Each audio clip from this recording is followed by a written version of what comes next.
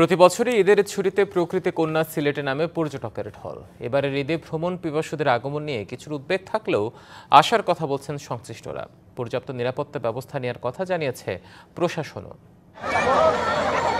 দেশের বিভিন্ন প্রান্তের পর্যটকদের পছন্দের শীর্ষে সিলেটের জাফলং, সাদা পাথর, বিছনাকান্দি, রাতারগুল, লালাখাল ও চা বাগান। অবসর পেলেই পাহাড় আর ঝর্ণা দেখতে ভিড় জমান ভ্রমণ পিপাসুরা।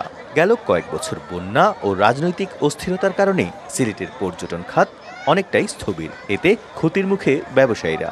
সিলেট বেশি ডোমেস্টিক পর্যটক আসতো প্রতি বন্ধের সময়, বিশেষ করে ঈদের সময়। এবার কিন্তু আমার মনে হচ্ছে যে আগের মতো হবে না।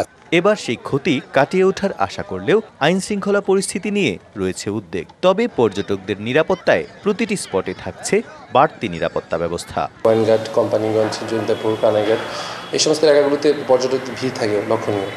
সে বিষয়টি মাথায় রেখে ঈদে এমনিতেও আমাদের নিরাপত্তা পরিকল্পনা থাকে, পাশাপাশি পর্যটনগুলোর জন্য বাড়তি নিরাপত্তা থাকে। প্রস্তুতি সম্পন্ন করেছে জেলা প্রশাসনও।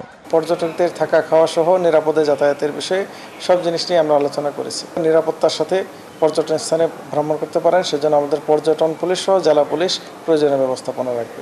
এবছর ঈদের ছুটিতে ৮ লাখের বেশি পর্যটকের আগমন প্রত্যাশা করছে সিলেট। বছরের বিভিন্ন সময় সিলেটের বৈচিত্র্যময় রূপ দেখতে দেশি পর্যটকের পাশাপাশি বিদেশি পর্যটকরাও সিলেটে আসছেন, যেটি সম্ভাবনার বড় এক দিগন্ত উন্মোচন করছে।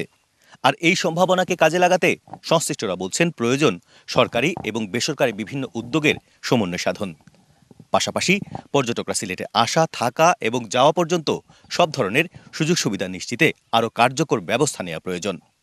তবেই পর্যটন নির্ভর অর্থনীতি সমৃদ্ধির পাশাপাশি বাড়বে দেশি বিদেশি বিনিয়োগ। প্রত্যুষ তালুকদার, ডিবিসি নিউজ, সিলেট।